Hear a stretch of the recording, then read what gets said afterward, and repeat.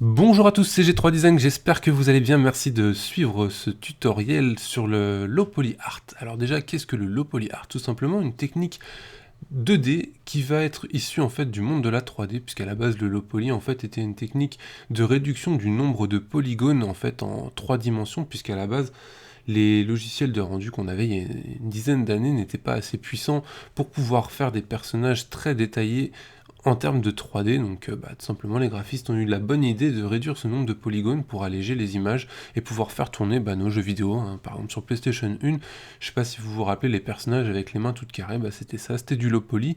Aujourd'hui on en a encore un exemple très concret, hein, puisque Minecraft utilise clairement cette technique, hein. Toutes les formes sont carrées, que ce soit des ronds, des triangles, tout est carré dans Minecraft.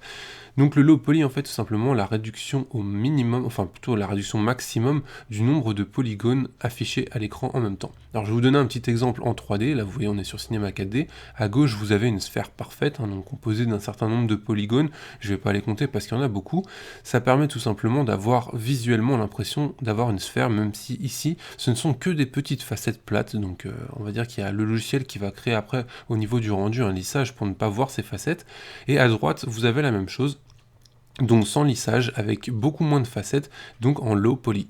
Donc cette technique en fait a été transposée par certains artistes et de façon plutôt intéressante, dans le sens où aujourd'hui ils font des portraits avec, donc en 2 dimensions, et ça rend un effet plutôt sympathique. Donc comme vous pouvez le voir ici, la sphère n'a plus forcément la forme d'une sphère, mais malgré tout on la reconnaît, et ça donne vraiment un nouveau rendu à l'image. Donc là pour le coup on va bosser sur Photoshop. Pourquoi Photoshop? J'en sais rien, j'ai ouvert Photoshop, j'aurais pu ouvrir Illustrator, j'aurais pu ouvrir autre chose. Le logiciel n'a pas réellement d'importance, tant que vous avez compris le principe, vous pourrez à peu près le faire sur n'importe quoi, limite même sur Paint, vous pourrez dessiner en low poly, il n'y a pas vraiment de contre-indication à ça. Donc on va ouvrir Photoshop, histoire de pouvoir comprendre ce qui se passe. Personnellement, j'ai été chercher sur Google Images, hein, j'ai tapé portrait, j'ai pris la première image que j'ai trouvée, donc je suis tombé sur un surfeur, n'importe quoi. Je voulais faire une blague et je l'ai complètement foiré, donc sur un serveur, un garçon de café.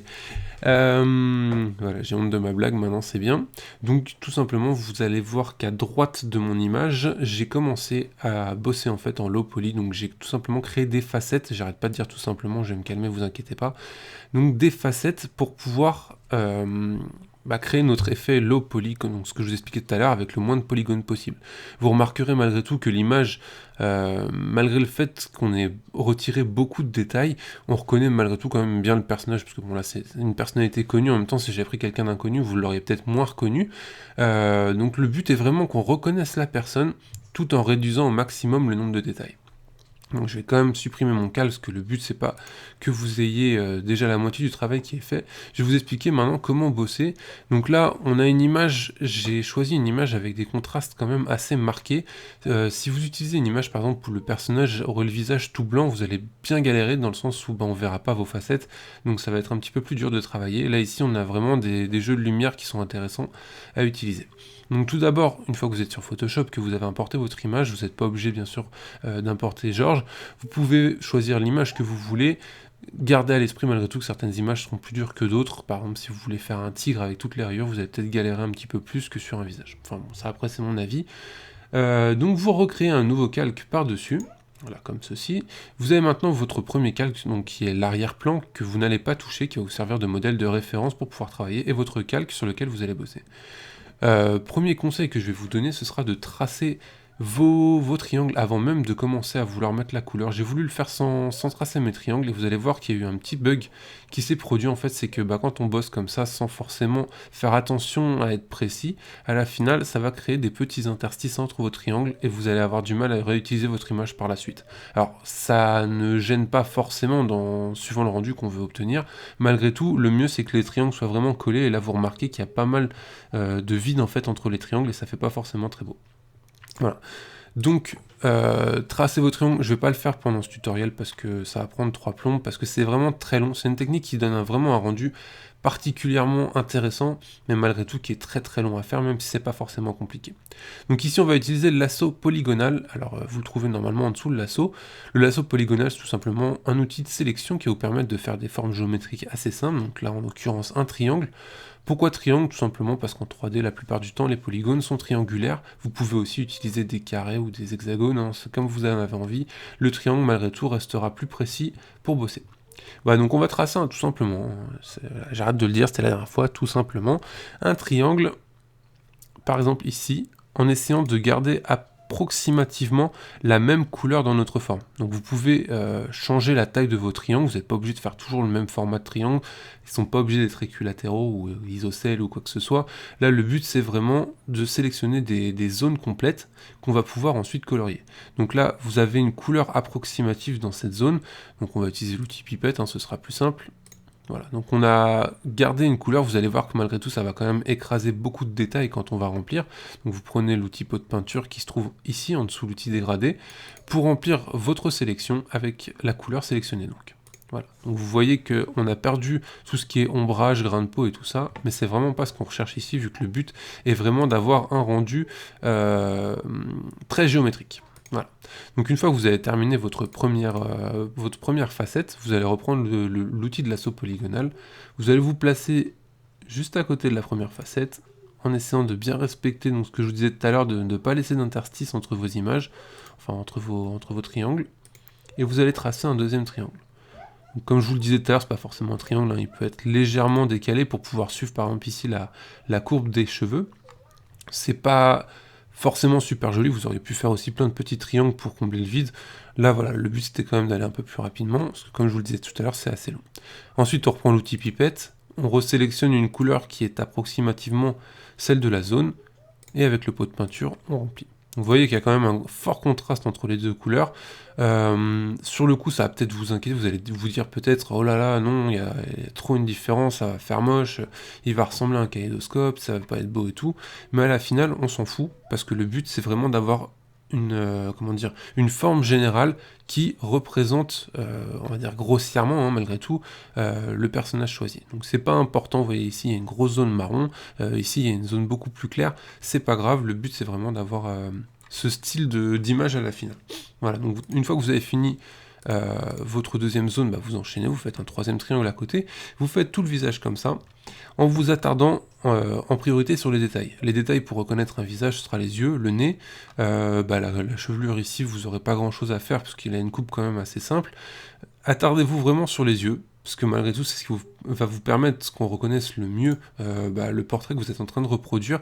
Donc pour vous attarder dessus, comme je disais tout à l'heure, tout simplement faites des triangles plus petits. Au lieu de faire un gros triangle comme ça, qui va forcément gâcher mon image, hein. Là je veux dire, si je mets un coup de pipette au milieu, à la finale, c'est clair et net qu'on va plus le reconnaître. Ça peut faire un style, hein, c'est Jack Sparrow, mais bon, c'est pas l'effet recherché du tout.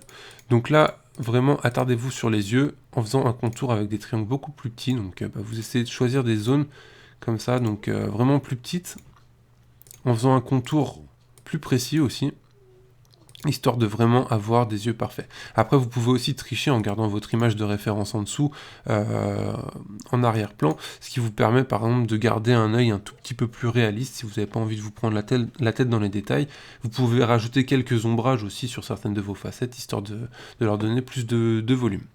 Voilà, donc dans le principe, vous avez compris, hein, normalement, le but c'est quand même de rester avec des triangles le plus grands possible, donc toutes les zones que vous voyez sans forcément de changement de couleur, par exemple ici sur le front, n'hésitez pas, faites un grand triangle, ne soyez pas précis à vouloir essayer de faire les rides, de vouloir faire les grains de beauté, tout ça, parce que ça vraiment on s'en fout, c'est vraiment pas le but de l'exercice, le but c'est vraiment d'avoir une généralité sur l'image, voilà. Donc j'espère que vous avez compris le principe, je vais vous laisser bosser parce que malgré tout, comme je vous le disais, ça a été assez long à faire, dans le sens où par exemple pour cette moitié de visage, ça m'a quasiment pris 1 heure.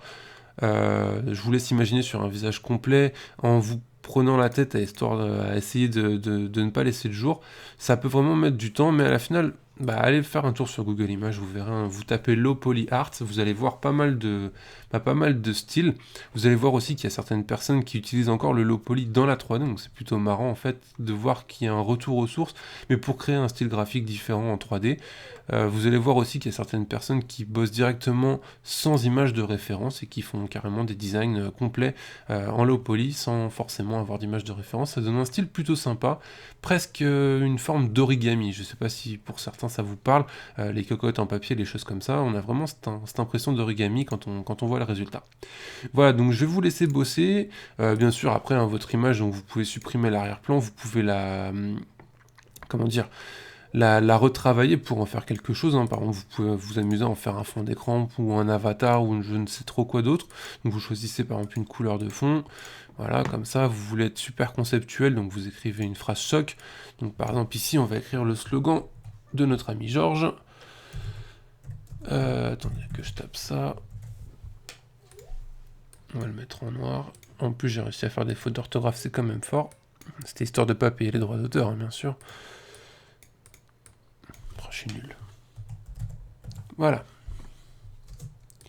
Vous pouvez taper son slogan, vous avez remarqué donc que ça fait vraiment un truc très conceptuel, très design, ça peut faire vraiment un rendu super sympa, surtout qu'en ce moment c'est très utilisé dans le web design, par exemple dans la création de sites, c'est très à la mode voilà, sur pas mal de projets, et donc si vous commencez à bosser sur ce style de dessin, vous allez voir que vous aurez un résultat forcément appréciable à regarder. Voilà. Donc je vous souhaite une très bonne journée, n'hésitez pas à m'envoyer vos créations, à m'envoyer vos petits tests de low poly directement sur Twitter, vous m'envoyez les images, je vous donnerai mon avis, je vous dirai ce que j'en pense, les points à améliorer et tout ça pour vous aider à progresser. Pour ma part, je vais vous laisser, hein. C'était un tuto très court malgré tout, hein. Une fois que vous avez compris la technique, de toute façon je vais pas parler non plus pendant 3 plombes. Après si vous avez envie que je vous parle, il y a toujours mes autres vidéos hein, à écouter, il n'y a pas de problème là-dessus. Donc passez une bonne journée, et puis on se retrouve très bientôt pour un prochain tutoriel. Allez, ciao.